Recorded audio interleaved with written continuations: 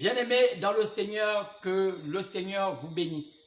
Alors, je suis reconnaissant à Dieu d'être encore présent parmi vous. Alors, nous sommes aujourd'hui à vendredi 25 septembre 2020. Alors, je pense que vous portez bien. Et moi, je me porte mieux, car le Seigneur nous garde.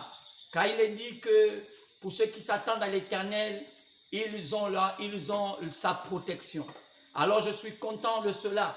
Car il dit, l'ange de l'Éternel campe au-dessus de ceux qui craignent Dieu et les arrache de tout danger. Alors ce soir, alors que nous sommes en train d'aborder un message capital, après avoir parcouru les 7 temps que Dieu a sélectionné les élus parmi les païens, alors nous sommes en train d'entrer en plein fouet dans ce qui se passe au temps de la Odyssée, entre la Odyssée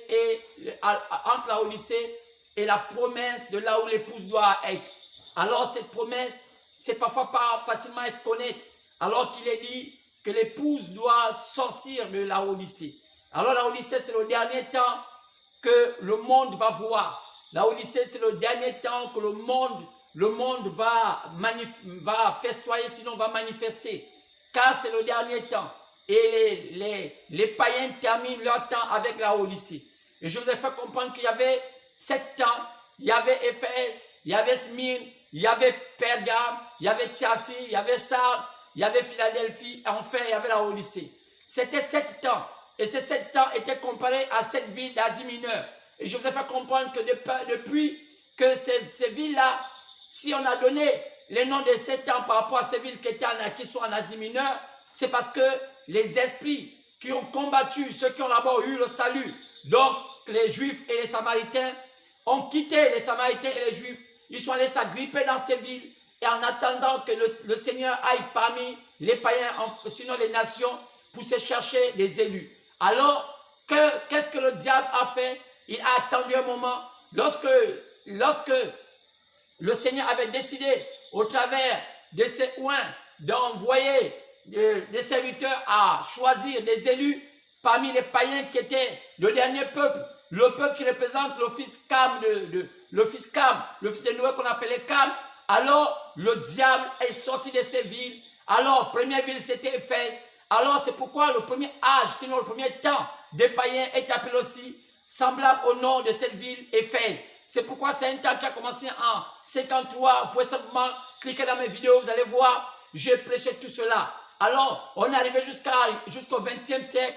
Et le 20e siècle termine avec l'âge appelé la Odyssée. Et la Bible vous dit cela. Cela est écrit depuis le chapitre 2 de l'Apocalypse et jusqu'au chapitre 3 de l'Apocalypse. Vous allez voir, ce sont les 7 églises, ce sont les 7 temps, ce sont les 7 périodes que Dieu s'est choisi pour choisir des élus parmi les nations. Alors il avait prévu que parmi ces nations, il devait constituer son épouse, l'épouse de son fils Jésus. Car parfois vous pouvez croire que Jésus est seulement le fils de Dieu. C'est un style de langage, car Dieu n'a pas de père, Dieu n'a pas de fils. Mais si on a appelé Jésus fils, c'est parce que c'était Dieu sous la forme humaine.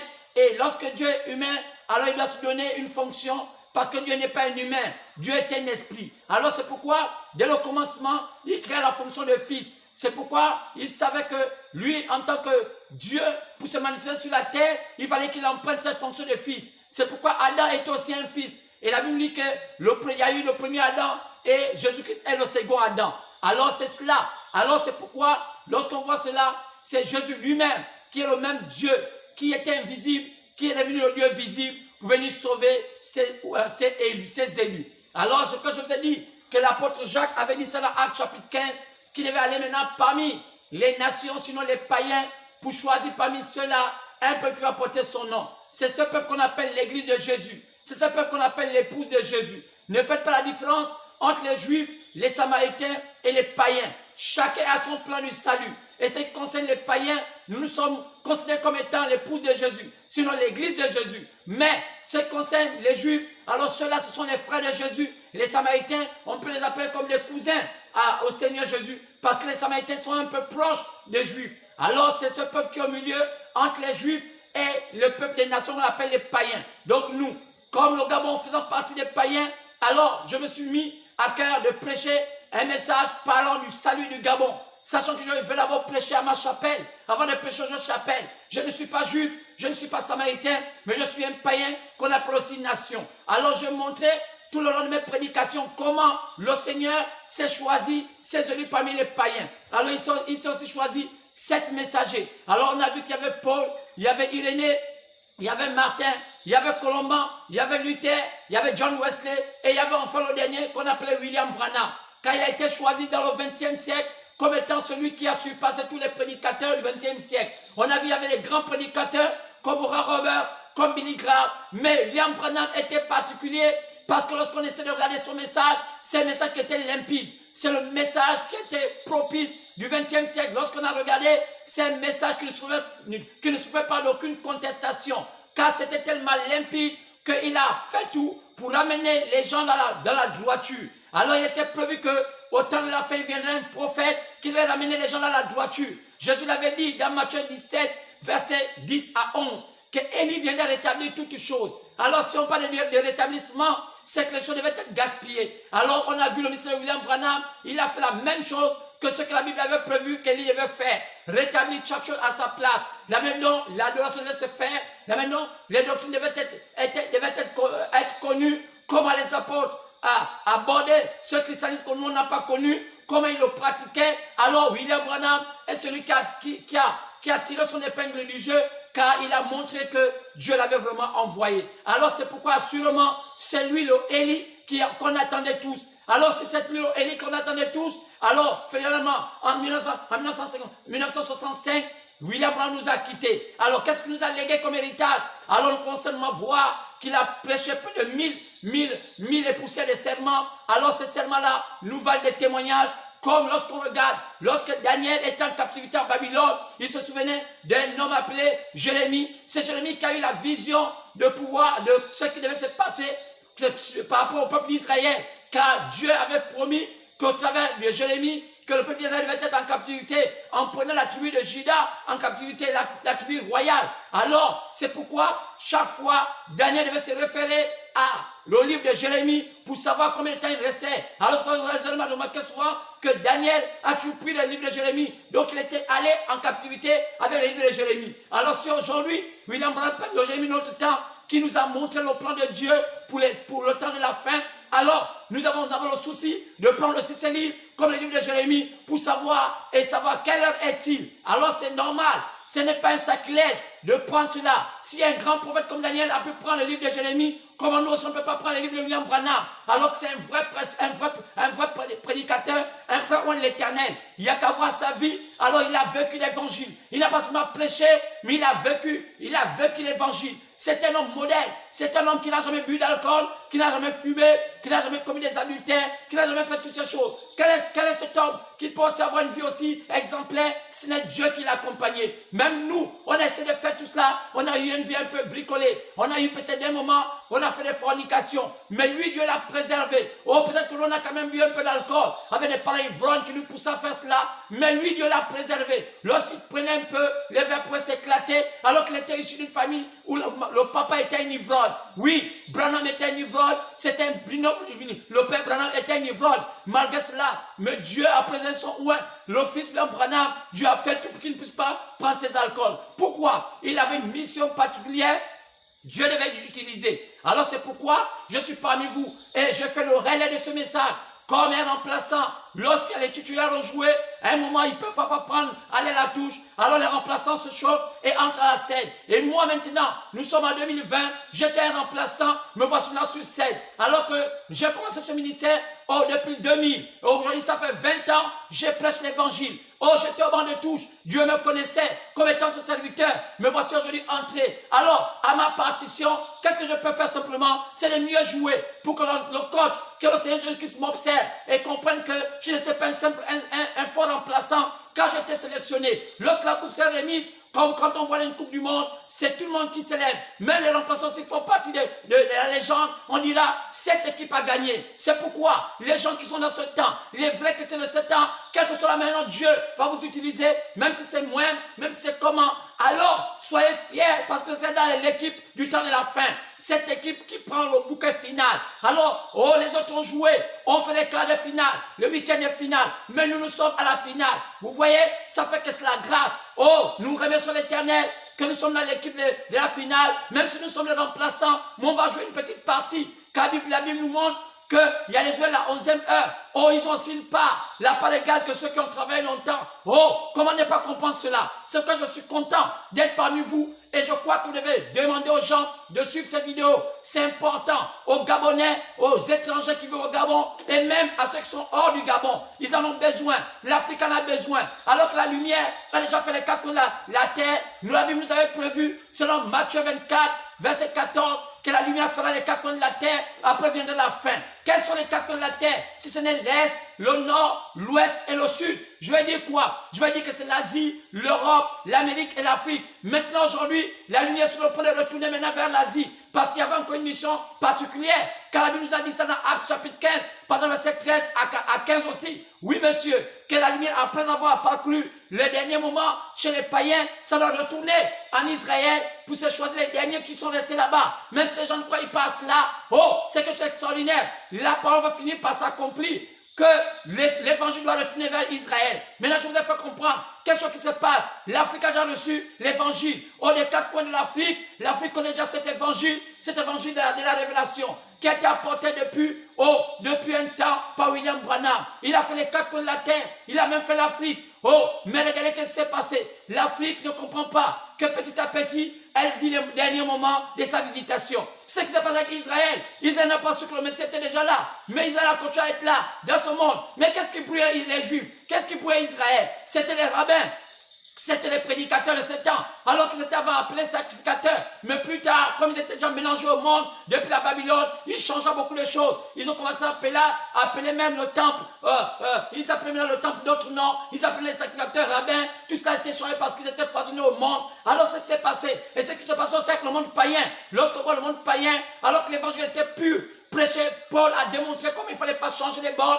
Et la Bible ne déplace pas la borne ancienne. Alors, qu'est-ce que le diable a fait? Il a utilisé un système et aujourd'hui les bornes sont remplacées. Alors on voit aujourd'hui maintenant les gens croient à la parole de Dieu. Ça ne ressemble pas à l'évangile. Ça ressemble au paganisme mélangé à l'évangile. Comment Dieu peut permettre à ce que sa parole aide les levain, alors qu'il a les vues, fait monter la pâte. Vous voyez qu'il n'a jamais voulu cela. C'est pourquoi il y a une fête en Israël qu'on appelle la fête de pain sans levain. Alors, c'est pourquoi je disais que nous sommes presque arrivés à la fin. Le Gabon qui est à l'Afrique centrale, sinon la centrale, je vais dire, là où traverse l'équateur, vous savez que l'équateur, c'est cette ligne imaginaire où le monde est divisé en deux. Maintenant, qu'est-ce qui se passe? Après que l'Afrique ait reçu une sacrification, alors Dieu, petit à petit, est sur le point de repartir maintenant vers l'Est, vers Israël, pour terminer la mission qu'il avait promise. Alors, qu'est-ce qui se passe? Il en devient de revoir l'Afrique. Alors, il y a à peine quelques jours, on a vu cela, le 11 septembre 2020, ici, autour de 20h, dans mon point, vous voir ça dans ma vidéo, dans cette vidéo du 11 septembre 2020, à 20h, alors, à la 27e minute, et à la 40e seconde, alors, la même colonne de feu que William Branham, qui était parti sur la tête de William Branham, la même colonne de feu, comme ils ont vu au désert, la même colonne de feu a traversé Akanda, alors elle a été photographiée par l'œil mécanique. Mais comment les gens ne peuvent pas comprendre ça? Même quand les gens disent que non, le Gabon est dans les ténèbres, mais les gens ne savent pas que Dieu est en train de faire un travail extraordinaire. Mais combien de temps reste-t-il au Gabon? On a commencé à calculer cela. William Branham a parlé cela.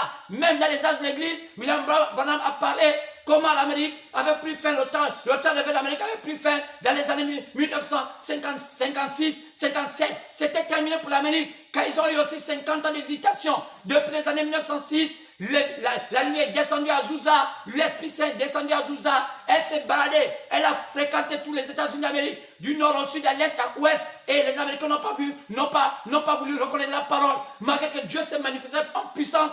Mais les Américains, dans leur incrédulité avec Hollywood, n'ont pas reconnu la parole. Qu'est-ce qu'ils ont fait? Ils ont fait des églises Hollywood. Ils ont fait des pasteurs bling-bling. Et voilà, ils ont confondu le monde et la spiritualité. C'est ce qui amène aujourd'hui l'Amérique est parmi les nations les plus viles, les plus les plus dégradés du monde, dans le péché. Alors, c'est pourquoi n'envions pas cela. Lorsqu'on voit tout ce qui se passe aujourd'hui en Amérique, avec tout ce qui monte, l'homosexualité, la prostitution à volonté, légalisée. Oh, l'Amérique est une nation de la femme et tout c'est devenu compliqué à se faire. Qu'est-ce qui se passe? C'est une nation qui a rejeté la lumière. Chaque fois qu'une nation rejette la lumière, c'est le péché qui tombe. C'est le diable qui manipule cette nation. C'est pourquoi le Gabon aussi a eu un temps de visitation. C'est quelque chose d'extraordinaire. Jésus aussi a dit ça à Jérusalem. Jérusalem qui ne connaît pas les temps de visitation. Oui, chaque nation a un temps de visitation.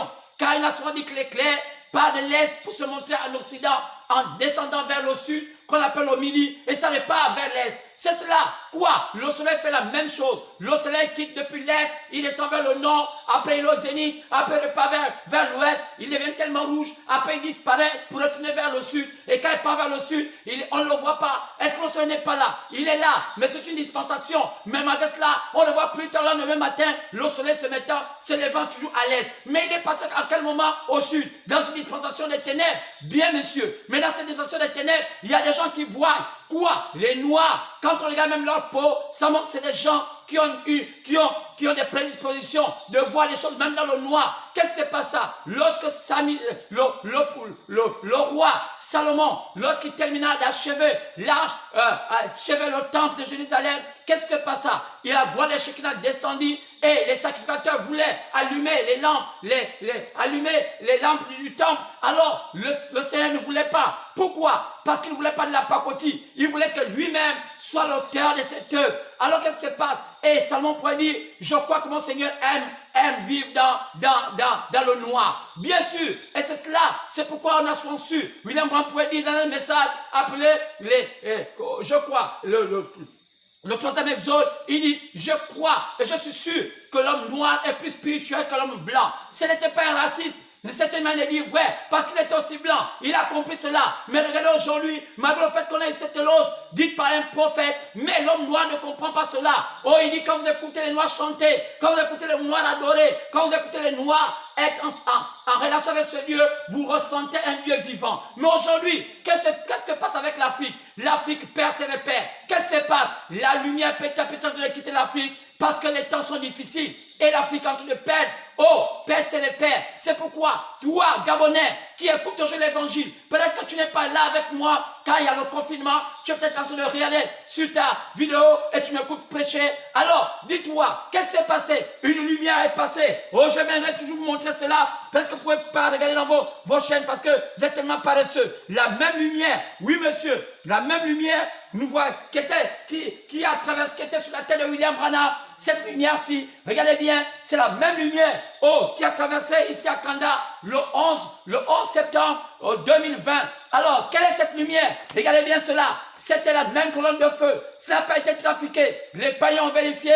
Ceux qui ont ouvert, qui ont regardé cela, ce n'était pas. Alors qu'on était à 20h, qu'est-ce qui s'est passé? La même colonne de feu venant tester que c'est un shalom. Quand il dit shalom, veut dire la paix. Et c'est le temps du départ. Car ça repart vers où? Vers l'est. Car l'est est sur le point de recevoir le peu de temps qui était prévu. Maintenant, comment ne pas comprendre ça? À part si on est incrédule. Si on est incrédule, on ne comprendra pas ça. Mais si on est un enfant de Dieu, comme Dieu avait utilisé Paul, alors vous comprenez que c'est le temps. Dieu avait fait cela. Alors, je vois, ça m'a vous dit quelque chose. Alors, je suis en train d'apporter un message extraordinaire. Et on a commencé à apporter quelque chose à partir de mercredi. On a intitulé le thème de mercredi passé comme étant la Odyssée et le monde. La transition des ennemis de Dieu entre les 7 âges de l'Église et les 7 sceaux. Alors, vous voyez, quand je voulais parler des 7 sceaux, c'est peut-être que vous ne comprenez pas cela, mais c'est écrit dans votre Bible. Quand vous regardez bien dans Apôtres chapitre 5, vous allez comprendre où il est écrit les 7 sceaux. Alors, mais quand j'ai regardé cela, j'ai voulu seulement amener, parce que les 7 sceaux, c'est la nourriture prévue en ce temps-là, donc au temps de la fin. Mais je vous le dis, en quel temps ces 7 sceaux doivent être divulgués. Alors, c'est pourquoi ce soir, qui est vendredi 25 septembre 2020, j'ai maintenant marqué notre pas. Alors, après que nous parlons de la Odyssée et le monde, parce que le monde prend fin à la Odyssée, le dernier temps du monde, c'est la Odyssée. Le monde finit par la Odyssée. Car le monde est, en Bible et l'esprit, la Odyssée. Ce que je vous ai montré, c'est quoi la Odyssée? Car le monde va passer, c'est pas la Odyssée. mais l'église du Dieu vivant va se séparer là au lycée. Le monde entier sera au lycée, mais l'église du Dieu vivant, les élus de Dieu vont suivre une transition. Cette transition qui va les permettre d'être un endroit à part. Ce serait un monde là au lycée, mais l'époux de Jésus, les élus, eux, ils auront un endroit à part. Donc, pour aller à cet endroit à part, ils vont suivre ce qu'on appelle une transition. Vous savez qu'une transition, c'est une marche progressive vers un point donné. Alors, c'est pourquoi je parlais de la transition des élus de Dieu entre les âges de l'église, non, les 16 âges de l'église et les sceaux. Donc, c'est pourquoi vous allez comprendre qu'après le temps de choix de Dieu, après le temps que Dieu aurait choisi, ces élus parmi les païens, pendant cette période-là, alors toutes ces personnes-là, de la première période jusqu'à la 7e période, sont censées se regrouper pour avoir ce qu'on appelle une transition. Alors, cette transition, c'est un départ progressif vers les 7 sceaux. Mais quel est l'endroit prévu par le Seigneur où ces élus doivent être? C'est pourquoi j'ai amélioré ça aujourd'hui en disant cette transition va être progressive. Alors, regardez bien, c'est une marche progressive comme pas de transition. Alors, c'est pourquoi j'ai appelé ça, le thème de ce soir, la première étape de la transition. Donc, le thème de ce soir, c'est intitulé la première étape de la transition des élus de Dieu. Il doit y avoir une première étape. C'est ce qui fait que beaucoup de chrétiens qui croient à la pure parole ne comprennent pas tout ce qui se passe. On les mélange tellement de choses et parfois c'est tellement brouillé, c'est tellement confus qu'ils ne savent pas mettre chaque chose à leur place. Alors moi, Dieu m'a dit, Jean-Luc Moulanda, je t'envoie pour un but précis. Et je ne suis qu'un moine. Je ne suis pas peut-être le plus grand pasteur de la terre, mais ce que je sais, je ne fais que ce que l'Éternel m'a dit de faire. Alors je répondrai au jour du jugement. Parce que si j'aurais menti, alors Dieu me dira, je t'ai jamais envoyé. Mais comme je sais sincèrement qu'il m'a dit, il m'a commissionné. Vous savez, je vous ai déjà montré comment il m'a commissionné. Et c'est presque la même commission qui s'était passée. Regardez ce qui s'était passé.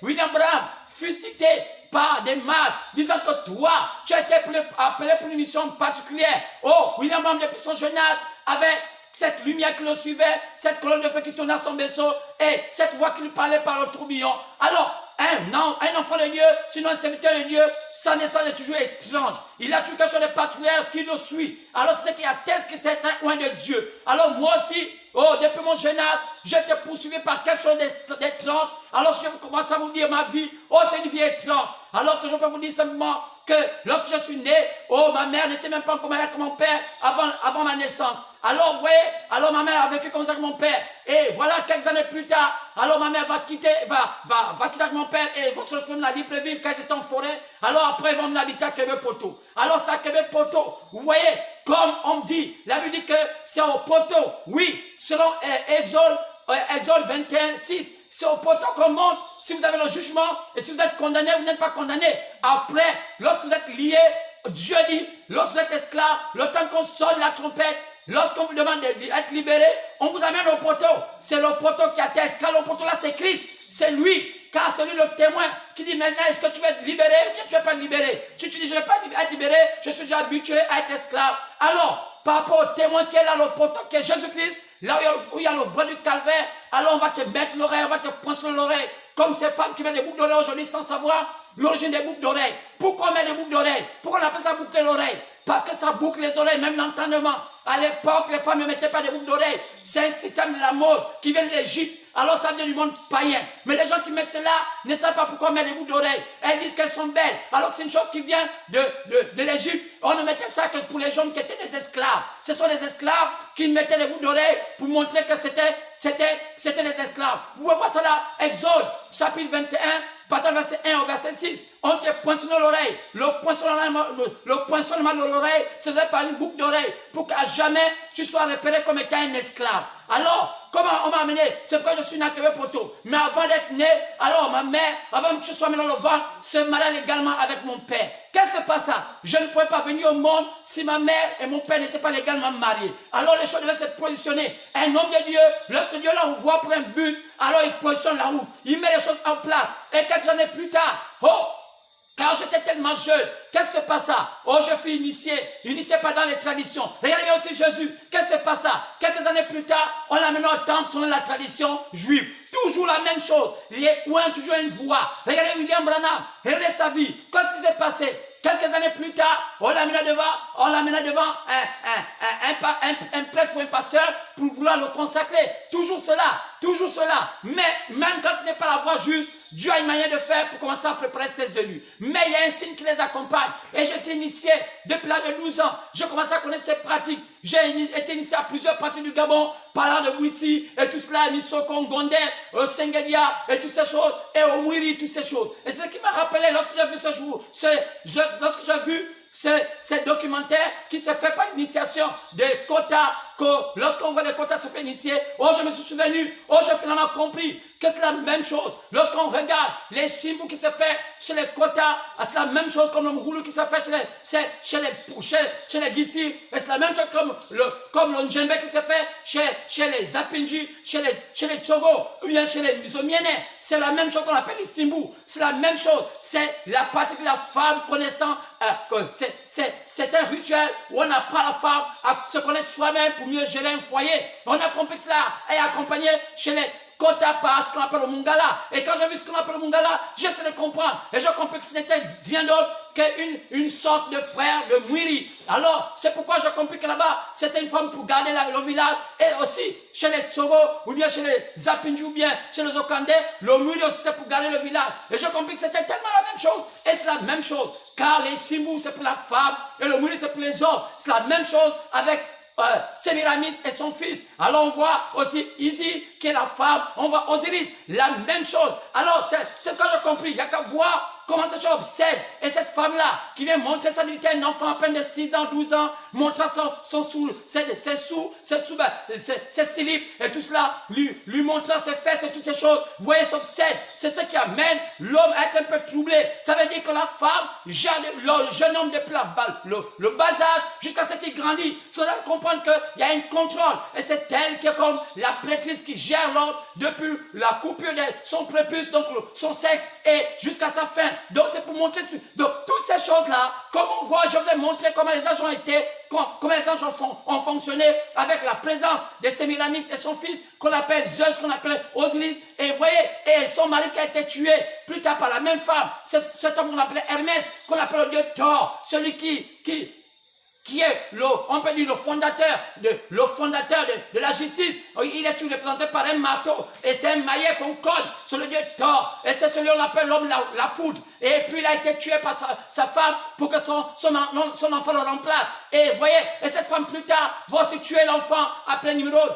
Elle va être une veuve. Ils vont mettre un autre enfant appelé Apollon. Donc il y a tellement de choses. C'est une histoire qui sont et ces choses-là qui étaient contées par les Européens, ce sont les mêmes histoires qui sont contées aussi en Afrique. Mais parfois quand les gens ne comprennent pas ces choses, il faut des ouins pour les positionner, pour que les gens puissent aller dans tous les sens. C'est pourquoi je vous dis encore aujourd'hui, quand le Dieu m'a appelé en cela, vous avez vu, c'est la même chose. Et regardez, qu'est-ce qui amena Jean-Baptiste, qui amena Jésus-Christ à reconnaître son ministère, ce n'était Jean-Baptiste. Regardez Jean-Baptiste, c'était un fou. En ce jour, on peut dire que Jean-Baptiste c'est un fou. Parce que si on rencontre un homme prédicateur aujourd'hui comme Jean-Baptiste, c'est un fou. Il a été en brousse, il a vécu en forêt, il a mangé que le miel et toutes ces choses-là. Il mangeait des chauves-souris. Comment? Il s'habillait de peau de bête. Aujourd'hui, Jean-Baptiste c'est un fou. Qui est-ce qui m'a amené à apporter ces messages? J'ai été interpellé par un fou. La même chose, toujours la même chose. Dieu utilise des hommes vils pour vous dire, Dieu m'a dit, des hommes qui ont perdu un peu la tête, il faut qu'ils soient un peu dans un état second. Oui, monsieur, c'est la même chose que les mages ont dit à William Branham,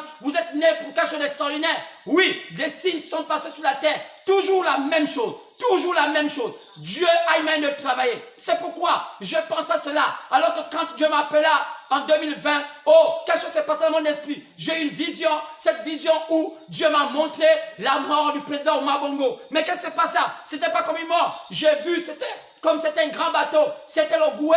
C'était un bateau qui naviguait dans le Goué. Mais ce bateau avait pris fin. Ce bateau a commencé à entrer sous l'eau. Et ça faisait un bruit bizarre. Et ce président, que le Gabon a tant aimé pleurer, commençait à crier et disait non, je n'ai pas voulu faire comme ça. Oh mon Dieu, si le Gabon peut comprendre ma démarche, je voulais amener ce pays dans une dimension plus élevée. Et là, je me suis vu à côté et j'avais ma famille qui était à côté. Et j'ai vu dans ma famille, on m'a amené quelque part. Et là-bas, j'ai vu des grands sulus. Il y avait des sulus qui étaient là, des petits comme des grands. On nous demandait, moi et ma famille, de pêcher cela. Et et d'en manger. Et moi, je ne voulais pas. J'avais dit, mais comment on va pas manger le vrai poisson, on va manger les sulus. Et en temps, le bateau était le bateau du Gabon était en train de couler. Et j'entendais des bruits bizarres, comme les sons qui venaient des ténèbres. Et c'est là le bateau était en train de couler. Et le président criait pour dire non, non, non. Et c'était en 2020. Et le président n'était pas encore parti. Parce que c'est à 9 ans plus tard qu'il partira. Mais qu'est-ce qui se passe? Dieu a une manière de parler. Et quand Dieu parle, les gens parfois ne comprennent pas. Et j'étais en congé dans le ministère. Je ne savais pas comment expliquer cela. Et parfois j'avais un peu peur. Mais ce jour, j'ai commencé à comprendre. Oui, monsieur, que c'était Dieu qui me montrait une scène, qui montrait quelque chose qui allait se passer. La même scène que Pierre avait vue. Quand Pierre avait vu que Dieu l'avait dit, mange ces bêtes impures. Et Pierre a dit, je ne mange pas. Alors, donc, je crois, et je suis sûr que peut-être vous avez compris que j'ai ma langue a fourché lorsque je dis quand Dieu m'avait appelé depuis l'an 2000. Alors, ce n'est pas 2020, parce que ça fait 20 ans que je prêche l'évangile. Alors, j'ai dit c'est en l'an 2000 que Dieu m'appela et j'ai une vision sur le Gabon. Alors, cela, donc, je rapporte une précision sur cela. C'était en l'an 2000. Alors, de l'an 2000 en 2020, ça fait 20 ans. Et je crois que c'était 9 ans avant que le président Omabongo ne quitte la terre. Et j'ai vu cela. Et je vois, vous voyez, c'est la même chose. Regardez un acte. Lorsque Dieu appela Pierre pour manger des bêtes impures, Pierre avait dit, je ne mange pas. Et pourquoi? C'était notre dispensation. Nous sommes une dispensation un peu extraordinaire. Pourquoi? C'était quoi les bêtes impures? C'était une nouvelle manière de croire en Dieu. C'était la profondeur de Dieu. Car manger les bêtes impures, si je n'avais pas les bêtes impures, ce n'était que des types. Alors moi aussi, lorsque j'ai vu ma famille et moi, alors qu'on m'a amené dans une grotte, et dans cette grotte on a vu des sulus. Vous voyez, le totem qu'on appelle le sulus au Gabon, c'est le prince initiateur du Gabon. Tout homme qui connaît la pratique du Gabon, vous savez que ceux qui savent la pratique du Gabon, le totem l'initiation du Gabon, c'est le sulus. Et nous avons ce sulus vivant. Oui, monsieur, vous ne connaissez pas cela. Les gens qui font ici au Ngondé, au Lissumba, plutôt au Ngondé, au Sengedia, ou bien au Myoba, vous voyez, à part le Myoba, mais le Ngondé, qui est le boutique principal, qui gère un peu le Gabonais dans la pratique occulte. Vous savez, voyez, il y a des choses qu'on ne peut pas vous expliquer, mais ça demande un peu de la connaissance de ces choses. Moi qui connais ces choses-là, alors je compris cela. Lorsque je regardais Pierre dire qu'il ne peut pas manger cela, j'avais compris effectivement que la même chose s'était passée sur moi. Et même moi, contrairement à cela, j'avais déjà commencé à connaître ces choses. Et même moi, j'avais observé cela, mais ça me faisait tellement peur. Et vous savez que depuis mon jeune âge, j'avais commencé à avaler cela parce que j'étais initié dans cette tradition. Et après cela, quelques années plus tard, vous voyez, quelque chose s'est passé dans ma vie. Je parle encore de mon initiation avant que je ne croie au Seigneur. Car je n'étais même pas encore là. Et j'ai compris que c'était des choses bizarres. Et c'était comme des choses qui s'enchaînaient. Et vous voyez, et cela, on se retrouvait aux années de la péri. Alors, en cette période, en 12 ans, 13 ans, alors cela, j'étais là. Et j'avais envie de manger une noix de coco. Et il y avait beaucoup de gens. Mon petit frère était là. Et il m'observait. On avait quelques amis. Ils étaient peut-être au moins 5 garçons. Et j'ai commencé à dire, si Dieu existe, que toutes les noix de coco là tombent, pas une seule noix. Alors à la seconde près, toutes les noix du cocotier qui étaient sur le cocotier s'est vidé. Et je peux vous amener cela. C'est un vrai témoignage, ce n'est pas du mensonge. Et j'ai vu toutes les noix. C'est peut-être pas une seule noix. Il n'y avait même pas un vent. Et les cocos sont tombés. Qui a fait cela? Dieu a descendu sa parole, me suivant partout où je marchais, pour dire, toi, je t'ai choisi pour quelque chose de spécial. Oui, monsieur, c'est pourquoi je suis le premier garçon du ventre de ma maman. Oui, monsieur, je suis le premier garçon du ventre de ma maman. Et je suis le premier garçon que papa a mis au monde dans un mariage légal. Oui, monsieur, c'est des choses que vous devez comprendre. Car Dieu sait faire ces choses. Alors c'est pourquoi, lorsque je vois encore cela, avant qu'il quitte la terre, mon père me regardant, dit, mon fils, je n'ai jamais été dans les églises. Mais quand je t'écoute, les derniers moments de sa vie, il m'a écouté prêcher, alors qu'il n'avait jamais été dans les églises. Il dit, je vais un peu t'écouter prêcher. Alors il avait donné une radio, alors j'ai été dans une émission. Il dit, c'est pas possible. Je ne peux pas m'imaginer que mon fils pouvait parler de telle chose. Il peut se dire à me dire, mon fils, fais attention, car tu as une voie compliquée. Tu as suivi une voie compliquée. Moi-même, je le sais que cette voie, c'est une voie compliquée que j'ai suivie. Mais ce n'est pas moi-même. C'est Dieu qui m'a mis dans ce chemin. C'est pourquoi quand je vous parle ce soir, ce n'est pas de moi-même. Je fais ça parce que je crois que ce que je dis est vrai. Et oui, parce que Dieu m'a donné la capacité de montrer aux Gabonais une voie. C'est pourquoi je vous ai démontré, de même que les États-Unis ont eu 50 ans de lumière, Chaque période de 50 ans de lumière. Ça a été tout comme ça. On appelle ça jubilé. On peut voir ça dans Lévitique 25. Chaque temps. Oh, la liberté totale. C'est pourquoi on a vu l'entrée du message William Branham dans les années 84. Quand on essaie de compter la venue de cette lumière depuis les États-Unis jusqu'à notre temps, 777, depuis le 28 février 1963, si on compte 777, on va tomber au Gabon. Vous allez comprendre que c'est en 1984.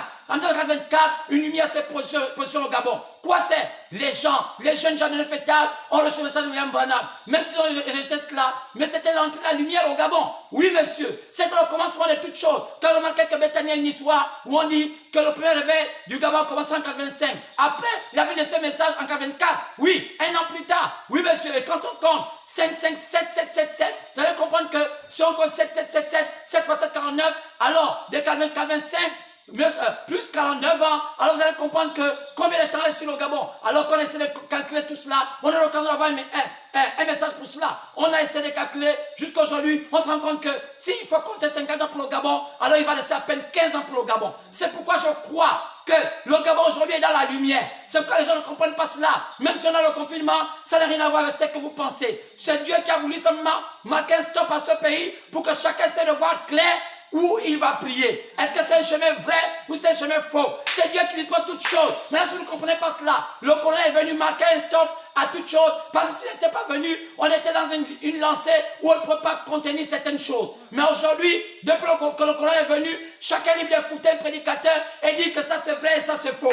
Maintenant, c'est pourquoi, si vous ne prenez pas le temps, ce temps que Dieu vous permet de regarder, de bien observer, même vos pasteurs, observez vos pasteurs, toutes ces choses-là, alors vous êtes perdus parce que Dieu vous a fait grâce. Il a fait tout pour que même les Gabonais cessent d'aller dans les assemblées, dans les cultes, pour observer leur pasteur. Même quand vous dites qu'il n'est pas permis à une femme de prêcher, il n'est pas permis de faire ce genre de choses, vous ne croyez pas cela. Alors que ce sont les Européens, avec l'Occident, qui amenaient ce genre de choses. Le diable pervertissant la parole, conduisant les gens dans les ténèbres. C'est pourquoi la Odyssée, c'est un âge compliqué. C'est un âge où tous les démons, depuis les Fès, Smyrne, Pergame, Satyr, Sade, Philadelphie, tous les démons qu'on a cités dans nos prédications précédentes vont se réunir à la Odyssée. Comment les gens vont faire? Oh, regardez bien. Oh, on a dit que la Odyssée, ce qui est, elles sont là-bas. On peut peut-être lire cela. Que dit William Branham? Il dit, oh, c'est un âge compliqué. C'est pourquoi je crois que les vrais enfants de Dieu doivent comprendre ce qui va se passer. Oh, j'ai tellement beaucoup de choses à vous dire maintenant. Mais je souhaiterais seulement faire un petit lien avant de entrer totalement dans ça. Alors, écoutez bien. Oh, il y a des bonnes choses. Oh, que Dieu vous aide à comprendre ce que je vais dire. Cela va vous aider à sortir des ténèbres. Cela va vous aider à comprendre que Dieu est en train de travailler en ce temps. Et quand vous dites que le Gabon est des ténèbres, je vous rassure, frère, que le Gabon est dans la lumière. Il reste 15 ans au Gabon. Maintenant, dans ce temps de lumière, chacun est libre de voir. Vous voyez, quelqu'un peut voir la lumière comme étant les ténèbres. Maintenant, si tu vois la lumière comme étant les ténèbres, tu vas souffrir. Mais si tu vois la lumière comme étant le bonheur, tu vas réussir. Car nous sommes au temps, il y a la lumière. Chaque fois qu'un pays est dans la lumière, des bénédictions descendent dans ce pays. Remarquez bien, quand les gens disent qu'il y a la crise dans le Gabon, il y a le problème de manger. Pourquoi le gouvernement a besoin de payer les fonctionnaires? Où est-ce qu'il trouve cet argent? Dieu permet toujours. Regardez bien comment on dit qu'il y a encore des emplois qui seront donnés aux Gabonais, alors que d'autres pays sont en train de crever, alors qu'il y a même d'autres gouvernements qui ont du mal à payer leurs fonctionnaires. Mais d'où vient l'argent du Gabon? Dieu sait que le Gabon est encore dans la lumière. Mais quand le Gabon se plaît dans la lumière, bien aimé, c'est très compliqué. Je vous dis qu'on a l'occasion d'avoir une prédication sur ça. Mais je vous dis, il reste environ autour de 15 ans. Regardez bien, j'ai dit c'est 50 ans. Depuis 1985 à nos jours. Comptez, s'il faut 50 ans, combien de temps reste-t-il? Si on essaie de voir de 1985 plus 50 ans, alors pour les bons mathématiciens, ils pourront vous faire les comptes. Et vous allez voir que jusqu'à aujourd'hui, en 2020, il doit rester autour de 15 ans. Alors, pour atteindre 50 ans de lumière. Pourquoi? Comment ne pas comprendre cela? Et vous allez dire que non, votre pays dans les ténèbres. Oh, vous attendez les ténèbres pour dire que votre pays dans la lumière. C'est une malédiction. Je vous dis aujourd'hui, votre pays est dans la lumière. C'est pourquoi aujourd'hui tout est en train de se passer. C'est pourquoi, lorsque j'ai vu cette vision de président Frère Bongo Omar, alors j'avais compris qu'il fallait quelque chose d'extraordinaire. On devait vivre ce qu'on appelle une transition. Parce qu'il n'avait pas terminé sa mission.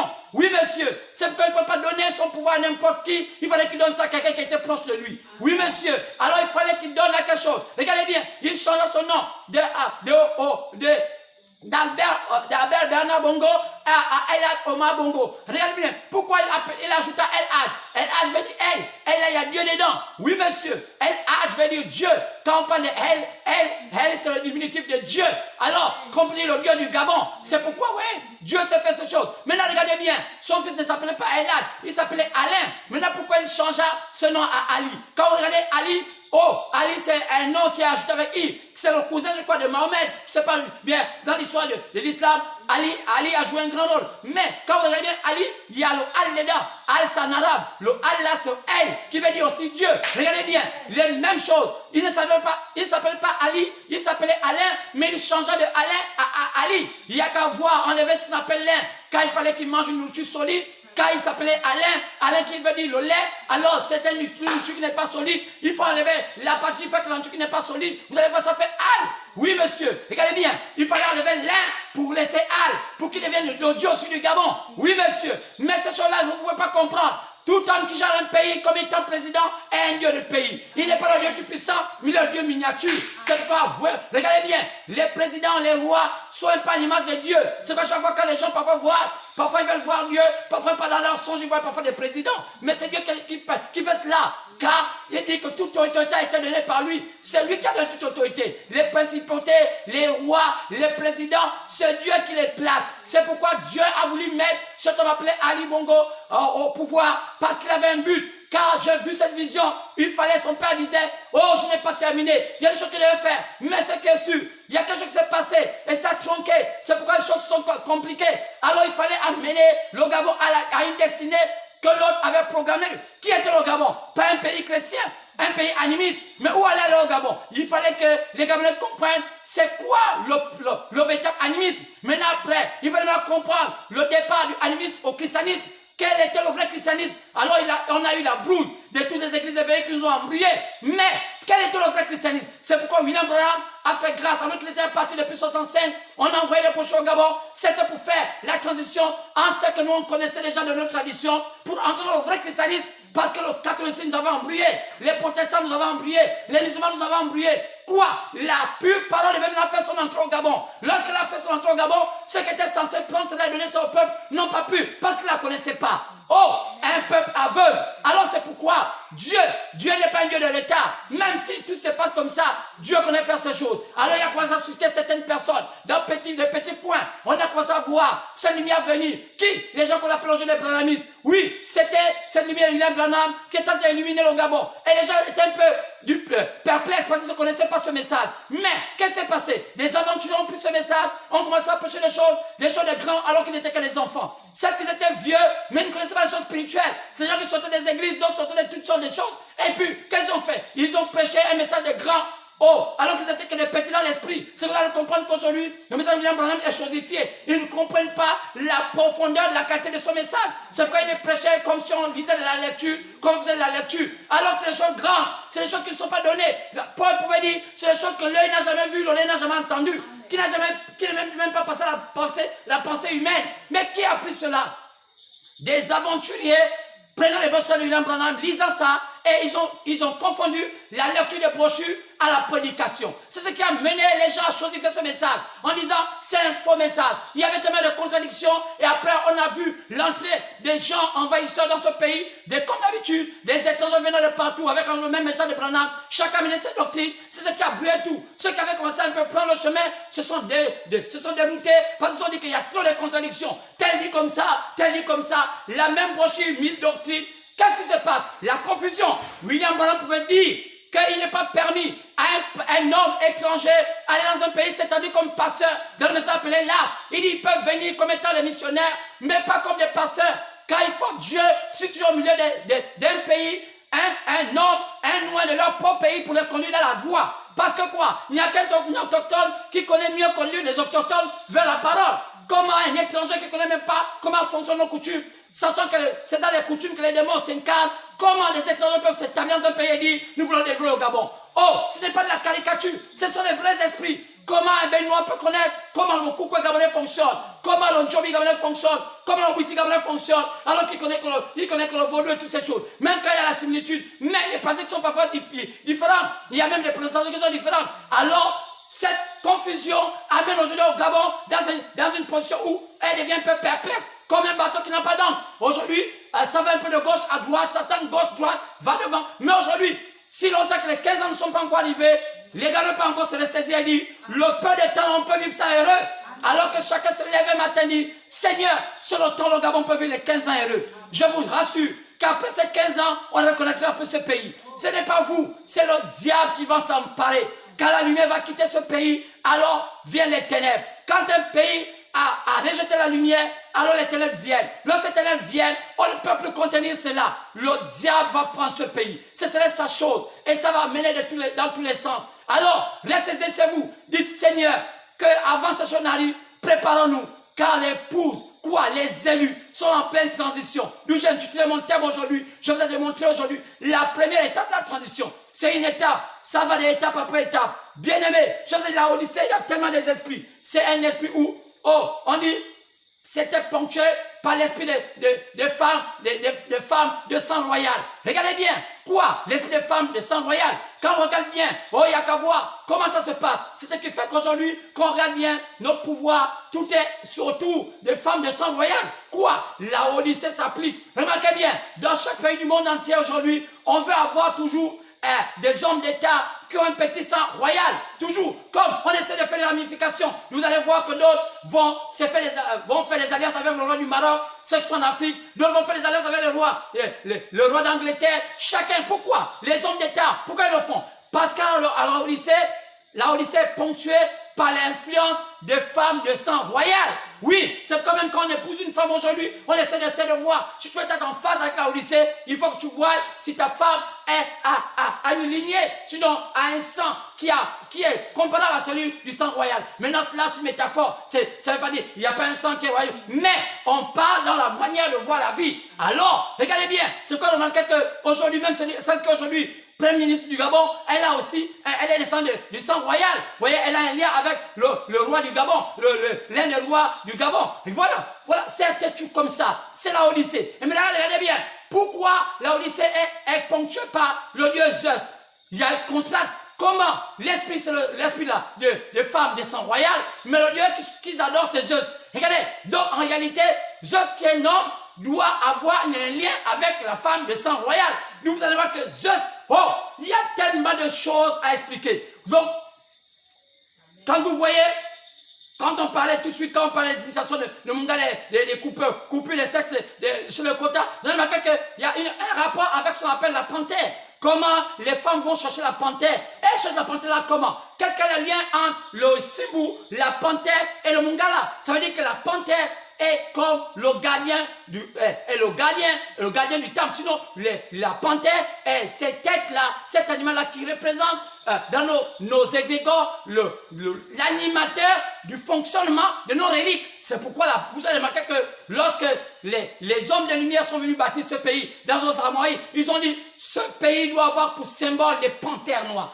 Alors, pourquoi cela?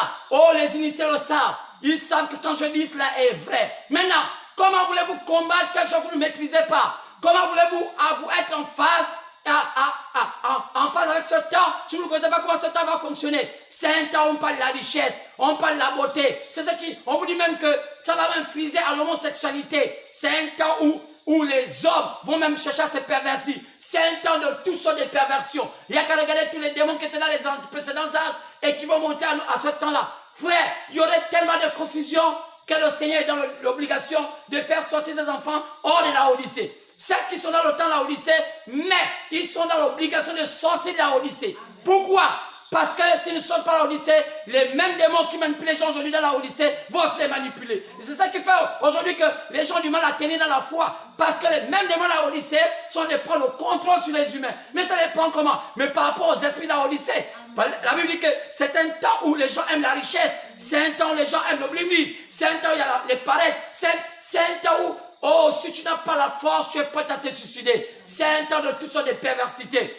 C'est la sommité. Et vous m'avez montré ça dans les âges, que c'est un temps de l'évolution de la science. On va voir les voitures qu'on n'a jamais vues. Il y a qu'à les voir. Les voitures d'aujourd'hui, on ne peut pas les comparer aux voitures qu'on a vues il y a cela 20 ans ou 40 ans. elles ont augmenté. La technologie est tellement élevée. Les téléphones ont changé. C'est les hautes gammes. Quoi? La science est élevée. C'est la Odyssée. La guerre de tout. De toutes les comparaisons. Oh, regardez, avant voir la science, tout est tellement élevé. Maintenant aujourd'hui, quand tu es chrétien, quel genre de chrétien tu peux être à la Odyssée? Pas n'importe quel chrétien. Pas un petit chrétien. Pas un homme qui se cherche. Pas une femme qui se cherche.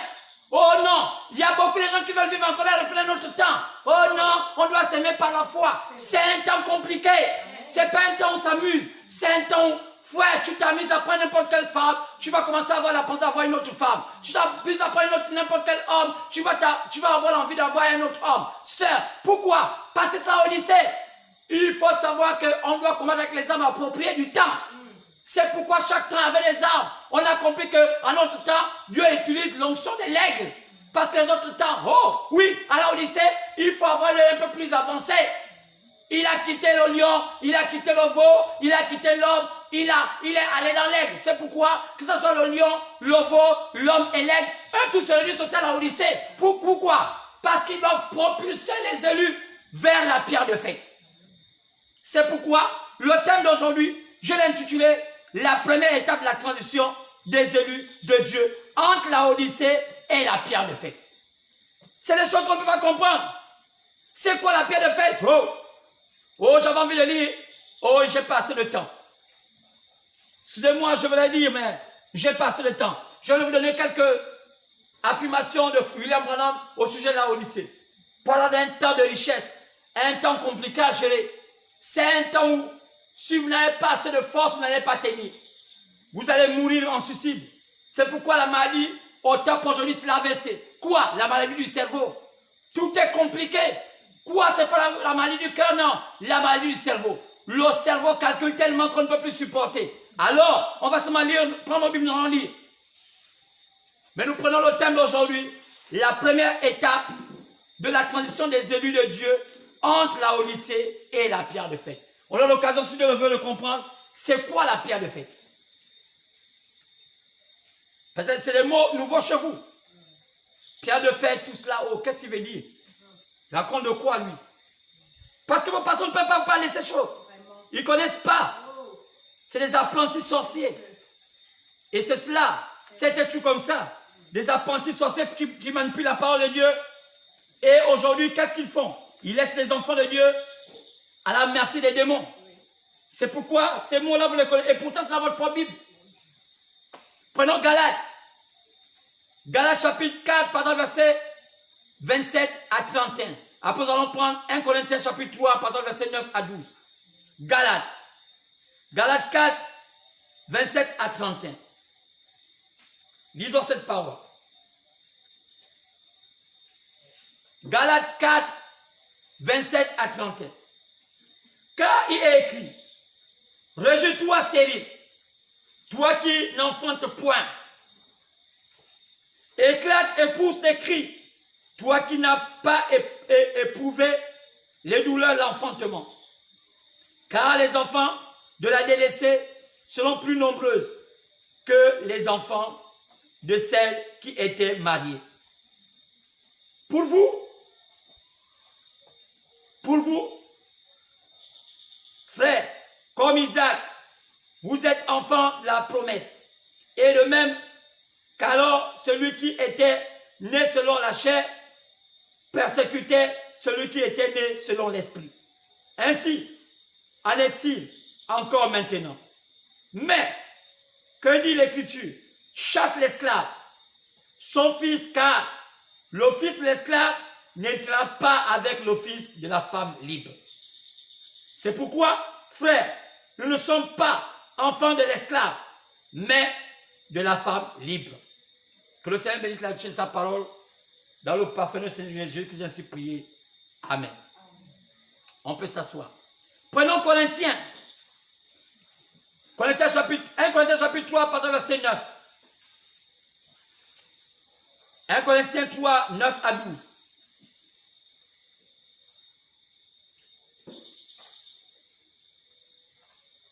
Car nous sommes ouvriers avec Dieu. Vous êtes le champ de Dieu, l'édifice de Dieu. Selon la grâce de Dieu, qui m'a été donné. J'ai posé le fondement comme un sage architecte. Et un autre bâtit dessus. Mais que chacun prenne garde à la manière dont il bâtit dessus. Car personne ne peut poser un autre fondement que celui qui a été posé, à savoir Jésus-Christ. Or, si quelqu'un bâtit sur ce fondement avec de l'or, de l'argent, des pierres précieuses, du bois, du foin, du chaume, l'œuvre de chacun sera manifestée.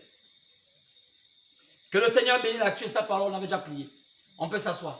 Alors, c'est un peu cela. Alors, je prie cela comme sujet principal. La première étape de la transition des élus de Dieu entre la Odyssée et la pierre de fête. C'est une transition qui devait se faire, car le chemin final où le Seigneur est censé cacher ses élus, c'est dans la pierre de fête. La Odyssée va être tellement confondue. C'est pourquoi William Branham, prêchant l'évangile, a apporté l'évangile dans le message appelé Révélation des 7 sceaux. Parmi les messages qu'il a apportés au début, il a prêché un message, la brèche. Quand on parle de brèche, c'est un espace qui se fait dans un mur. Pourquoi le mur? La Odyssée mettra un mur. C'est quand on lit, après chapitre 3, partir verset 14 à 18, même à 21 ou 22, vous allez comprendre que la Odyssée met Jésus dehors. Cette église ne reconnaît plus Jésus comme étant son sauveur. Que font les élus? Que font les élus? Les élus sont le devoir de sortir de la Odyssée. Car la Bible dit que l'église de la Odyssée mettra, c'est la seule église de 7 églises qui a mis Jésus-Christ dehors. Quoi? La parole. Pour accepter la confusion. Les bling-bling. C'est pourquoi les gens ne vont pas se convertir. Si vous regardez bien, c'est un plan. Quand Paul dit qu'on a bâti, que celui qui bâtit sur n'a qu'à faire attention. Vous êtes des ouvriers. Que veut dire Paul quand il parle de 1 Corinthiens chapitre 3, partant verset 9 à 12? Il parle d'une construction. Il parle du plan du salut qui est comparé à un édifice qu'on construit. Qu'est-ce qu'il veut dire? Regardez bien. Il dit clairement, c'est un plan qui avait plusieurs étapes. Plusieurs étapes dans sa construction.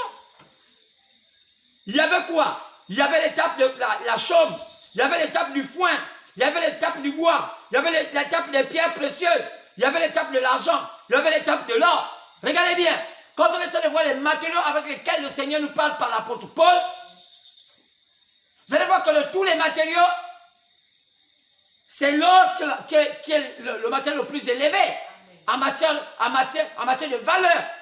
Donc Paul dit, quand on va bâtir cet édifice, il y a une partie que les gens vont prendre, donc les prédicateurs, ceux qui sont censés prêcher, parce que c'est le plan du salut, qui va utiliser un message semblable au chaume, un message semblable au foin, un message semblable au bois, un message semblable aux pierres précieuses, un message semblable à l'argent et un message semblable à l'or. Remarquez que l'or, c'est la fin. Donc, au temps de la fin, les prédicateurs du temps de la fin, les vrais du temps de la fin, leur message est comparé au message de l'or. C'est pourquoi on dit que c'est un âge d'or. La Odyssée, c'est un âge d'or. C'est un âge où l'épouse doit atteindre son sommet. C'est un temps où l'épouse doit comprendre des choses qu'aucune personne ne peut comprendre. Car si on ne comprend pas cela, quelle que soit votre bonne volonté, vous n'allez pas résister à la Odyssée. C'est qu'on voit aujourd'hui à la Odyssée, même les chrétiens laissent le plume. Je vais dire entre guillemets les chrétiens. Même les chrétiens entre guillemets laissent le plume. Pourquoi? Parce qu'on n'est plus au temps du lait. La construction doit se faire en or. C'est la dernière étape. La charpente est en or. Nous remarquons que tous les matériaux, chacun avait une valeur particulière. Ça c'est la chaume, l'argent, chacun avait une valeur particulière. Et chacun avait sa place, avait sa place de choix dans l'édifice.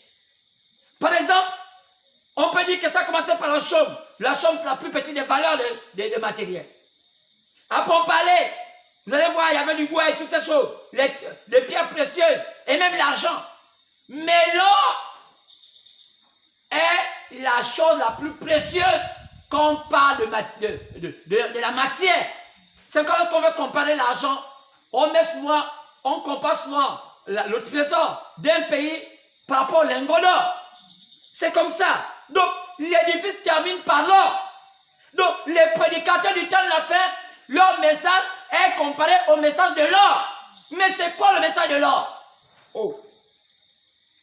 Nous savons que le Seigneur, à sa naissance, a été identifié comme étant la divinité. Lorsqu'on voit Matthieu 2, partant verset 1 au verset 11, les mages lui ont apporté de l'or. Donc, en réalité, la pierre de fête, qui est la dernière étape où l'épouse est censée se cacher de cet âge, est un message de l'or. Donc, la pierre de fête serait l'or. Donc, la pierre de fête, ce serait Jésus lui-même. Donc, l'épouse est censée se cacher en Jésus. Et Jésus, pas dans son état de sacrifice, mais dans son état de gloire lorsqu'il est hors. Oh! C'est pourquoi c'est clair. Donc, l'édifice est censé être coiffé par l'or. Donc, aujourd'hui, un pasteur qui vous prêche un message de l'argent, qui vous prêche un message de pierre, un message, mais c'est à un petit niveau. Du chaume, c'est un petit niveau. Mais comment se prêche le message de l'or? Comment se prêche le message de l'or? Oh! Comment cela se positionne? Jésus est un type de l'or. C'est pourquoi les mages lui donnaient l'or comme étant symbole, comme cadeau. C'était un don approprié à sa personne. Il était Dieu. C'est pourquoi la pierre de fête est censée être aussi Jésus lui-même. Regardons si c'est vrai. Donc, l'édifice est censé être coiffé par l'or, c'est-à-dire le Seigneur Jésus lui-même. Paul dit qu'il était la tête. Colossiens chapitre 1, verset 12 à 18. Il est la tête du corps. Donc, le corps avait pour la tête l'or. Jésus lui-même. Lisez cela. Il est la tête du corps qui est l'Église. L'Église, ce sont les élus. Pas un bâtiment. C'est le Seigneur Jésus qui est appelé la pierre angulaire. Lorsqu'on parle de la pierre angulaire, c'est le Seigneur dont il s'agit. Il devient la principale de l'angle. C'est pourquoi quand il devient la principale de l'angle, c'est cette pierre qui a commencé par être la pierre pour mesurer l'angle de mur pour que le bâtiment soit bien droit. Comme lorsqu'on regardait c'est vers l'angle, il y a souvent ce qu'on appelle l'équerre. Alors cette pierre-là va devenir la principale langue. Donc c'est cette pierre qui va se détacher pour être sur la montagne. C'est pourquoi lorsqu'on dessine ça, on dessine ça comme étant une pyramide. Alors regardez bien. C'est comme ça. C'est pourquoi regardez bien. Un âge, 2 âges, 3 âges, 4, 5, 6, 7. 1, 2, 3, 4, 5, 6, 7. Alors, regardez bien cette pierre. C'est cette pierre qui a servi de faire la droiture de l'édifice qui va finir par être la principale de l'angle. On va lire ça tout à l'heure. Donc, quand on voit la Odyssée, prend fin ici. La Odyssée, c'est ici. C'est pourquoi l'épouse est censée entrer ici. C'est là où l'épouse se protège de la Odyssée. Car tous les démons quittaient tous les âges pour se retrouver ici à la Odyssée. Tous ceux qui vont rester ici vont périr. Car l'épouse est censée être à la hauteur. C'est pourquoi l'onction qui est ici, c'est l'onction de l'aigle qui balance l'épouse à la hauteur. C'est pourquoi ici on l'appelle, il est le lion de la tribu de Juda, quoi. Il est roi. Parce que Juda, lion de la tribu de Juda, la tribu de David, qui était un roi. De même que la Odyssée a pour référence le sang des femmes royales, ou royaux, c'est pas dit, donc le sang d'une femme royale, le roi. Alors, la Odyssée, si le combat de Satan avec les enfants de Dieu, Satan utilise le sang de roi, mais en prenant une femme, alors, au temps de la fin, Dieu aussi utilise aussi le sang d'un roi pour combattre Satan sous la forme de l'imposture royale. Alors, c'est pourquoi l'épouse aussi, c'est le combat de la femme, c'est sang contre sang. Le sang royal de ce monde contre le sang royal de Dieu. Comme Satan utilise à la Odyssée le sang des femmes royales, le sang des rois, alors l'épouse aussi est censée avoir en elle-même le sang royal. Alors l'épouse va se revêtir de ce sang qui est déjà là. Jésus-Christ lui-même, lisons la parole. C'est pas moi, la Bible le dit. Donc Jésus-Christ, la pierre angulaire. C'est quand même combien? Daniel 12, Daniel chapitre 2, partant du verset 31, 36, 37 à 45, sur le rêve de Nebuchadnezzar, vous pouvez lire cela. Daniel chapitre 2, partant du verset 31, 36, 37 à 45, même à partir du verset 1. Lorsque Dieu montra à Nebuchadnezzar, le roi babylonien, l'issue du monde, comment le monde a été géré par 4 empires. Et Nebuchadnezzar était le premier empire. Quand le monde a commencé à être sous le contrôle du premier empire qui était l'empire babylonien, les Babyloniens étaient les premiers hommes à manipuler la terre. Nebuchadnezzar c'était un Babylonien et Nebuchadnezzar c'est un descendant de Nimrod. Nimrod c'était un Babylonien. Ce qu'on appelait ça Babylone.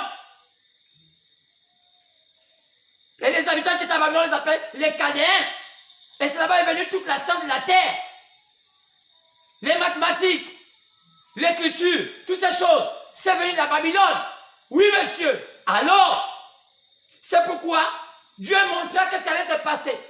On voit les 4 empires s'établir qui vont gérer la terre. L'empire babylonien, l'empire médien des Perses, l'empire grec et l'empire romain. L'histoire nous dit qu'il y a une pierre qui va se détacher sans le secours d'aucune main. Mais quelle est cette pierre-là? La pierre angulaire. Amen. Quand les empires ont géré toute la terre, ça c'est le temps, tout ce temps-ci, tous les temps des âges, les empires ont géré la terre.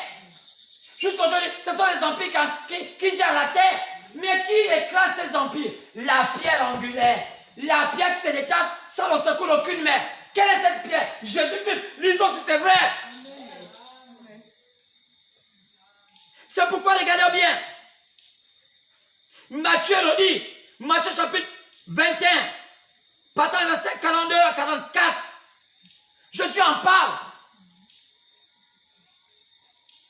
Matthieu 21.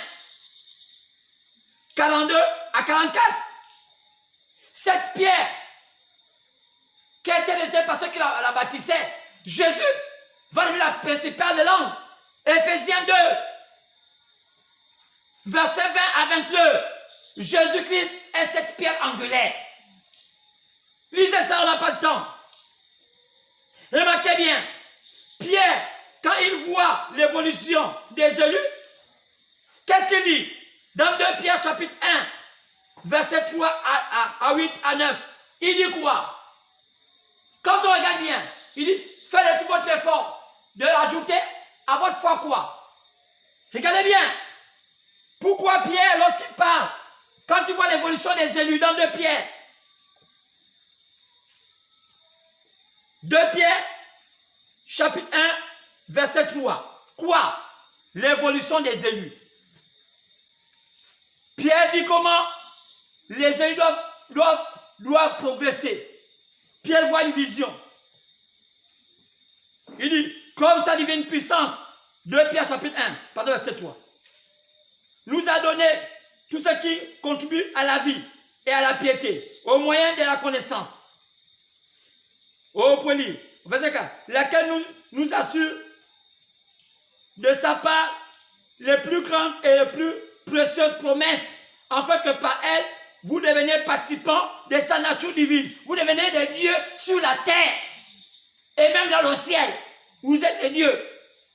Il dit quoi? À cause de cela, faites de tout votre effort de joindre à la foi la vertu. De la vertu, la connaissance, qu'on appelle la science. Et comme la patience. Et il termine par dire, et de partir sous, donc après la piété, l'amour fraternel. Donc il passe à la 7e chose. Et la 7e chose, l'amour fraternel. Donc on peut dire, il y avait la foi, il y avait la vertu, il y avait la connaissance, il y avait la tempérance, il y avait la patience, il y avait la piété, il y avait l'amour fraternel. C'était la 7e chose. Mais pourquoi Pierre va dire, la 8e chose, c'est la charité. Donc, la 8e chose, ce qui concerne Paul, ici, il dit c'est la charité. Il dit ici c'est la foi. Je vais continuer pour dire ça. Et vous allez voir que la 8e chose, c'est la charité. Pourquoi il dit ça? Pourquoi il dit? On peut continuer. Pourquoi il dit que c'est la charité? Donc, pourquoi il compare la pierre angulaire comme étant la charité? Ce mot, il termine par le mot charité, qui est pris dans le mot appelé charisma. Le mot charité vient dans le mot charisma. Donc, on peut dire, donc ici, carité, bien charité, et puis dans le mot qu'on appelle charisma. Quel est le lien? Pourquoi le mot charité est pris dans le mot charisma? C'est quoi le lien entre le mot charisma et charité? Pourquoi Pierre insiste sur la charité? Vous allez comprendre. Il dit, même Paul aussi vient aussi dire cela. Quand on parle de cela, 1 Corinthiens chapitre 13. 1 Corinthiens chapitre 13, partant de verset 1 à 3. Il dit, vous pouvez parler la langue, prophétiser, donner même les biens aux pauvres, faites tout ce que vous voulez, être même trop bon. Si vous n'avez pas la charité, pourquoi les deux hommes, Pierre et Paul, utilisent le mot charité, qui est la chose principale que tout chrétien doit avoir? Tu peux avoir tout ce que tu peux avoir, la bonté, tout ce que tu as. Il dit, si tu n'as pas la charité, Paul le dit aussi. Pourquoi? Un vrai témoignage est tu attesté par 2 témoins. Pourquoi Paul dit la charité? Pierre aussi dit, c'est la charité la chose qu'il faut avoir. Et c'est la 8e place. Donc il y en a tout cela, il dit l'amour fraternel. Et ici c'est la charité. Quand on vous a dit ça, disait ça. Pierre vous a démontré cela. Alors regardez, pour exprimer pourquoi Paul dit aussi même, pour exprimer l'amour de Dieu. Pourquoi? Pour exprimer la manifestation du Seigneur dans un homme, Paul utilisait le mot charité. Tu n'as pas ça, tu peux donner bon. Oh non, partage la nourriture au pauvre. Si tu n'as pas la charité, tu n'entreras jamais. Dieu ne sait pas. Pourquoi? Je vous ai dit que le mot charité sort du mot charisma. Le mot charisma veut dire Dieu dans l'homme. Dieu se manifestant dans l'homme. C'est pourquoi vous allez entendre les pentecôtistes en voyant leur manifestation là, ils se sont appelés pentecôtistes charismatiques. Parce que ça veut dire Dieu se manifeste dans les hommes. Mais l'erreur des pentecôtistes charismatiques, c'est qu'ils ne comprennent pas que le charisme ne s'est pas manifesté à la Odyssée. Le charismatique va se manifester à la pierre de fête.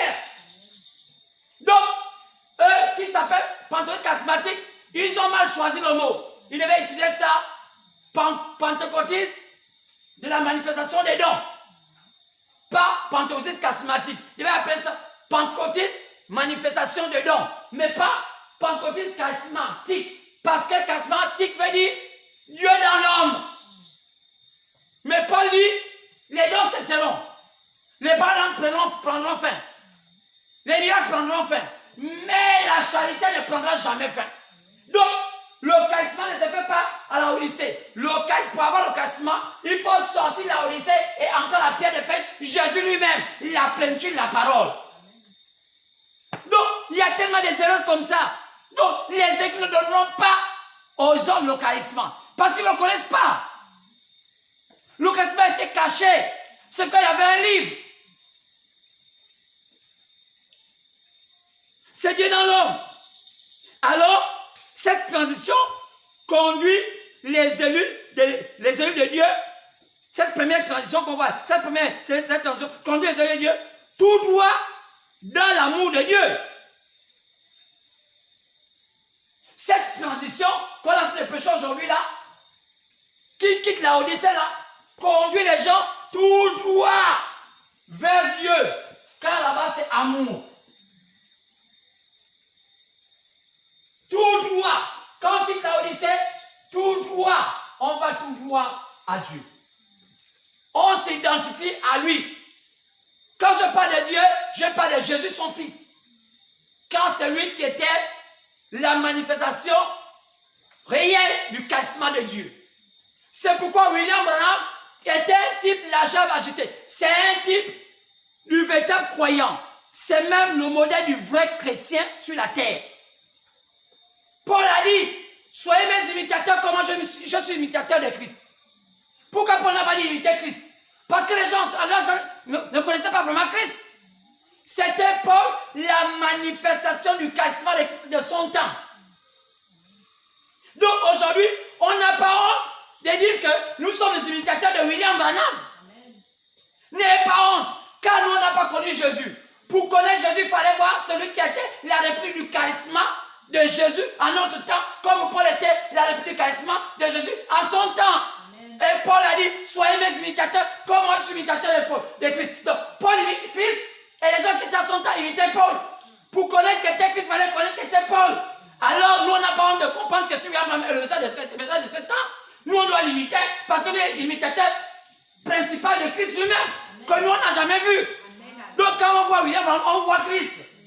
Christ va dire, ouais. Il y a des choses que les gens ont peur de dire. C'est ça la chair. Manger la chair et boire le son sang. Quand on ne croit pas ça, c'est qu'on est KO. On réunit ses origines. C'était cela. C'était Jésus, lui, qui était la charité. C'était le charisme principal.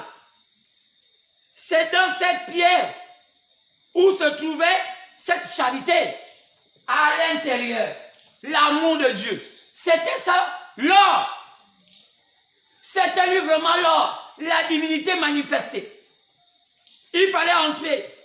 Donc, regardez bien, tout homme qui entre dans cette pierre devient la charité ou l'amour manifesté. Donc, Dieu. C'est pourquoi Pierre disait, vous êtes quoi? Vous devenez quoi? Il dit, vous êtes les divinités manifestées. Pierre l'a dit, que vous devenez les divinités manifestées. Dieu vous a fait participant de sa nature divine. Donc, vous devenez la divinité. La nature divine de Dieu, c'est Dieu. N'ayez pas peur de le dire. Donc, tout homme qui entre dans cette pierre devient la charité, donc le charisme, l'amour de Dieu manifesté. C'est-à-dire, il devient charismatique. La parole faite chair. Mais comment? C'est la seule manière pour Dieu de sauver les élus. C'est que les élus deviennent la parole faite chair. Seule la parole faite chair que la Odyssée ne pourra pas atteindre. Maintenant, comment bâtir un élu qui devienne la parole faite chair? Oh, il y a une nourriture appropriée. Il y a une nourriture appropriée. Donc, pour arriver, pour en arriver, le Seigneur avait prévu une transition. Il y avait une première étape, une deuxième étape, une troisième étape et une quatrième étape. C'était quoi? La justification, la sanctification, le baptême du Saint-Esprit et l'adoption. C'était les 4 étapes pour avoir le charisme en soi. La justification se fait au temps de Luther. La sanctification se fait au temps de John Wesley. Le baptême du Saint-Esprit, donc les dons, se fait au temps de la Pentecôte qu'on appelle la balle. Mais l'adoption se fera où? L'adoption se fera pour tous ceux qui vont rentrer dans la pierre de fête. Quand l'adoption se fait hors de la Odyssée, l'adoption se fait dans la pierre de fête. Il faut rentrer dedans en Jésus-Christ. Alors écoutons bien. Mais la première étape dont on parle ici, que nous allons parler aujourd'hui est ce qu'on a saisi à la position 3. On n'était pas obligé de compter. Regardez, on ne sait pas la première étape. Cette première étape-là, en réalité, c'est la 3e étape. Parce que tout a commencé ici. Première étape, 2e étape, 3e étape. Ça, c'était Luther, Wesley qui a fait la 2e étape et la Pentecôte a fait la 3e étape. C'est pourquoi la Pentecôte est censée recevoir un prophète. C'est qu'on dit, il va ramener le cœur des enfants vers le cœur des pères. Qui? Les pères de la Pentecôte. Donc, William Branham, avant qu'il ne soit celui qui a été choisi pour révéler le son, est censé être le père du pentecôtisme. Donc, il était le père de la Pentecôte. Celui qui a manifesté la plénitude de la Pentecôte. C'est quoi la manifestation de la plénitude de la Pentecôte? C'est la manifestation des dons. C'est pourquoi il n'y a pas un homme sur terre qui a dépassé en manifestation des dons le don que Dieu avait donné à son père serviteur, William Marion Branham. Demandez à toute la terre, fouillez. Tous ceux qui font le plus sur la terre, là, oh, je cherche les démons. Demandez le don authentique. Qui a dépassé celui de William Branham? Alors, assurément, il était le père de la Pentecôte. C'est pourquoi, étant le père de la Pentecôte, il devait être choisi parce que c'est à la voix du 7e ange. C'est l'homme de la Pentecôte. Le 7e temps, c'est lui. Après chapitre 17, après chapitre 10, verset 1 à 7. Il a dit au verset 7, après chapitre 10 au verset 7. Mais à la voix du 7e ange, donc celui de la Odyssée, quand il se mettra à prêcher sur la trompette, alors l'omniscient Dieu serait révélé à cet être-là. Pour nous faire quoi? Pour que nous, il puisse nourrir tous les élus qui sont arrivés à la Odyssée. C'est pourquoi, même ceux qui étaient choisis durant les temps qui sont morts, ils devaient ressusciter à la Odyssée. C'est pourquoi on peut parler à les dimensions. C'est que l'apôtre nous parle à 1 Corinthiens, 1 Thessaloniciens, chapitre 4, verset 13 à 18. Il dit, quand le Jésus descend, au son de la trompette, les morts ont tout d'abord ressuscitent. Donc, tous ceux qui étaient morts durant les temps là vont ressusciter. Mais ils seront où? Ils sont dans une dimension. Comme quand j'avais ressuscité, on a vu les morts marcher dans la vie. Tous les gens n'ont pas vu. Mais ils étaient où? Ils avaient ressuscité. Donc, ils sont censés ressusciter pour écouter ce que Jésus a dit au 7e ange pour les faire tous entrer où? À la pierre de fête. Amen, amen. Donc, la première étape, c'était pour nous, ici, la 3e. Donc, on peut dire ici. Donc, c'est pourquoi j'ai appelé ça première étape. Parce que ici, là, c'est un bouquet final. C'est pourquoi quand je vois la première étape, nous sommes à la Pentecôte. Donc, la Pentecôte, là, il doit avoir première étape. Et maintenant, il doit avoir une 2e étape. C'est ce qu'on va voir. On va voir dimanche. Car la première étape, c'était la Pentecôte. Qu'est-ce qui s'est passé? On va comprendre pourquoi la première étape était la Pentecôte. Oui, monsieur. La première étape que nous allons parler aujourd'hui est la 3e étape dans le plan du salut. Donc, quand le plan du salut, c'est la 3e étape. Ici, mais c'est la première étape que l'on a choisie. On dit c'est là où tout a commencé bien. C'était encore embrouillé. Mais la 3e étape, là, était là sérieux. Donc, pour nous, la première étape, c'est là. Là où tout est bien. Alors, c'est la Pentecôte. Avec la restauration des dons. Qui a commencé en 1906. Oui. C'est pourquoi le prophète Malachie 4, partant de verset 4 à 6, nous dit qu'un prophète Élie doit venir en ce temps-là. Quoi? Restaurer toutes choses. C'est pourquoi Éphésiens nous parle de cela. Il dit, Éphésiens 2, chapitre 19 à 20, il dit, c'est par le message des apôtres qui va refaire l'église. Quoi? Donc l'église est bâtie sur le fondement des apôtres. C'est pourquoi on dit, il va ramener l'église à la fois des pères, les pères et les apôtres. Éphésiens 2, 19 à 20, le fondement des apôtres. Donc William Branham est censé prêcher la totalité du message que les apôtres avaient apporté en leur temps pour positionner les gens par rapport à l'avenir de l'église. Car les élus devaient passer par là. Par là. La manifestation de l'esprit par le Saint-Esprit. Donc, Élie est censé enseigner tout sur les dons et sur la manifestation de ces dons-là. avant de continuer sur la deuxième étape. C'est quoi le don? Comment ça se manifeste? Aujourd'hui, les églises du message sont froides. Pourquoi? Parce qu'ils ne sont pas bien enseignés sur les dons. Il n'y a rien. Il faut les photocopies. C'est pourquoi tout le temps vous les voyez, ils collent les photos dans les églises, mais il n'y a pas de manifestation. Pourquoi? On appelle ça se réchauffer avec une photo de feu. Il faut un vrai feu. Le feu là n'a pas encore disparu. Le feu qui était là, William Branham, est encore aujourd'hui. Jésus-Christ n'a pas changé.